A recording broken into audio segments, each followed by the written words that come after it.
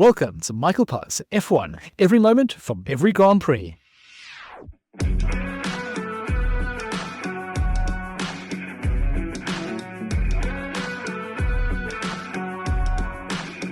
Have you been wondering which Formula 1 Grand Prix to attend this year? Well, here is your full A-to-Z guide to the Japanese Grand Prix.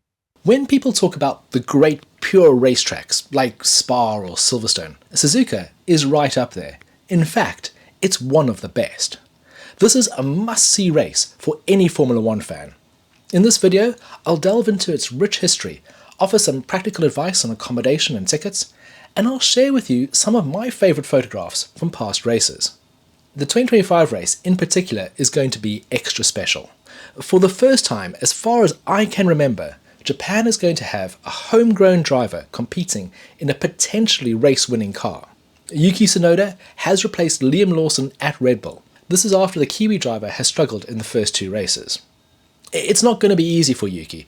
By all accounts, this Red Bull is harder to drive than a unicycle on a razor blade, blindfolded juggling porcupines. But it is the car that has dominated in Japan, winning the past three events, two of them being Red Bull 1-2s. Just to add a further bit of intrigue, the team will be supporting a new one-off livery for this event. So, no pressure, Yuki. Also, keep an eye out for Haas because they have been teasing a beautiful cherry blossom inspired livery for this race. I love the Japanese Grand Prix. It's definitely one of my favourite races of the year. And I think it's one of the circuits that have helped establish Formula 1's reputation for technical excellence and driver skill. Often described as a true driver circuit, Suzuka offers something special that few other racetracks can match. Its figure-8 layout with a famous crossover bridge is unique in Formula 1. It is a great spot to get a very unique photograph. Here, if you expose for the light under the bridge, which is quite dark, everything else behind whites out, and that leaves you with something a little bit different. The track creates a perfect blend of high-speed sections with technical corners and genuine overtaking opportunities.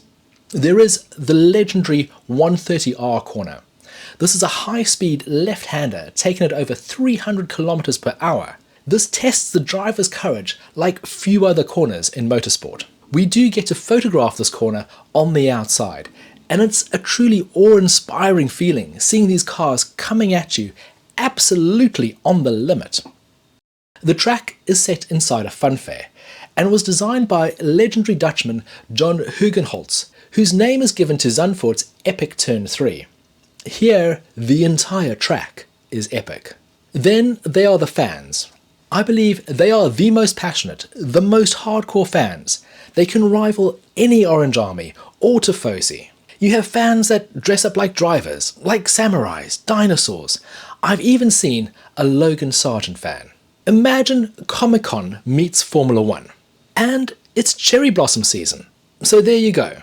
The local hero, the perfect track, the best fans, the best time of the year. What more could you possibly want? The very first race titled the Japanese Grand Prix was a sports car event held in Suzuka in 1963. The first Formula 1 race was the 1976 title decider between James Hunt and Niki Lauda, held at the Fuji Speedway. There was torrential monsoon rain, the conditions were appalling, and if you haven't yet watched the movie Rush, you really should. It's one of the greatest motorsport movies out there. Lauda had just returned to Formula 1 after surviving a near-fatal crash, and he wasn't willing to risk his life again in conditions which he thought were so unsafe. So he withdrew along with several other drivers. This left the way clear for James Hunt to claim the title. Formula 1 races were only held in Fuji for 2 years after a fatal crash killed spectators the following year. When Formula 1 did return to Japan, it was in 1987. And Suzuka has been home to the Japanese Grand Prix ever since. It'll be forever famous for the titanic battles between Alain Prost and Ayrton Senna. Again, there is a movie about this, the Senna biopic from 2010. In 1989, Senna needed to win the race to keep his championship hopes alive, but Prost had gotten ahead at the start. Coming into the final chicane on lap 47, Senna launched one down the inside of his teammate, who turned in on him, and both cars crashed. Prost assumed he'd won the title, but Senna was having none of it. His car was pushed back onto the track, and he drove like a man possessed, winning the race, but then to be disqualified for cutting the chicane when he crashed. It was one of the most dramatic events in Formula One history.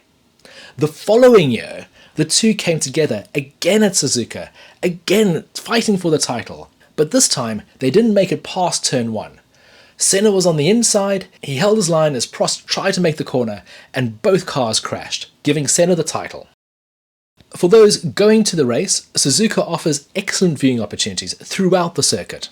For those on a budget, there is the general admission ticket. This starts at about $110 per person for the weekend and offers some great viewing spaces. There is a section around the famous double apex spoon corner, one of the great corners in Formula One.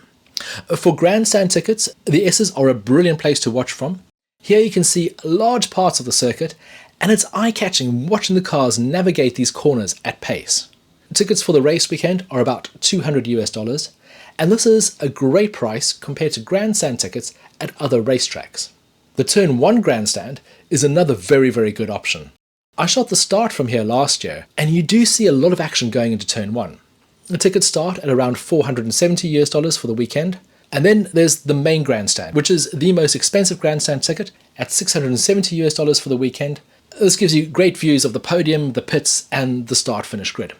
Paddock Club starts at $6,379 for the weekend, and here you have a wonderful space above the pits. It's truly spectacular. The ticket also includes all your food and beverages, as well as several activities throughout the weekend. This race does offer something unique, a photographer's ticket.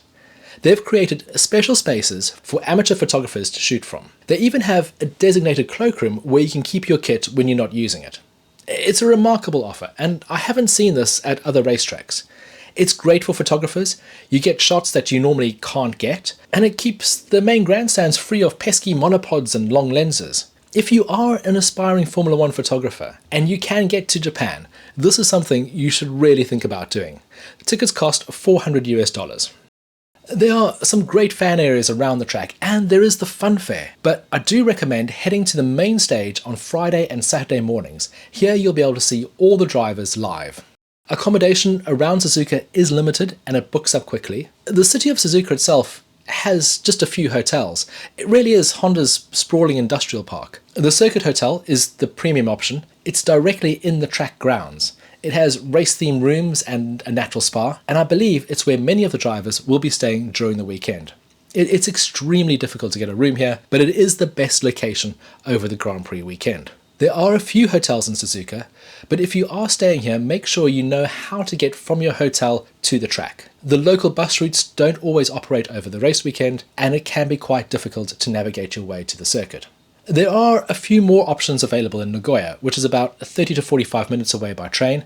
Here you'll find the normal luxury hotels that you'd expect in any large city like Hilton and Marriott. The most interesting one I could find was the Tower Hotel Nagoya, where you can stay inside the actual Nagoya TV tower. It's a stunning hotel and restaurant. 3 nights here will set you back around $4,000. For a mid-range option, I'm a big fan of the APA hotel chain. They have a few hotels in Nagoya, but the APA Hotel Nagoya Ekame is very close to the main station. This is a 3-star hotel, and it should cover most of your needs. It does include a spa, and the cost is about $700 for 3 nights. For a budget option, you could try 9 hours. This is a capsule hotel with a difference. They believe you only need 9 hours in your accommodation. 7 hours to sleep, 9 hours to shower and whatever. 9 hours will cost you just $20. Most flights will probably be going into Osaka or Tokyo. Osaka is 150 kilometers away, which is next to no time on the bullet train. To get to and from the track, trains and buses are probably your best option. Traffic can be a nightmare. I've done the drive from Nagoya to the circuit on Friday, and it was terrible. The circuit does offer free buses from the nearest station at Shiroko to different entrances around the track. While there's a good ride-sharing app network in Japan, I've struggled to find a cab that way on race weekends. If you do catch a cab, be sure to have cash just in case. And generally having cash in Japan is a good idea because there are many places that don't accept credit cards. The weather is a touch on the cool side, but for most of the weekend it should be dry and sunny. No rain predicted at the moment. Do bring sunscreen, but most importantly, dress up. Get a car on your head, or maybe all of the helmets. Have fun with it, go wild.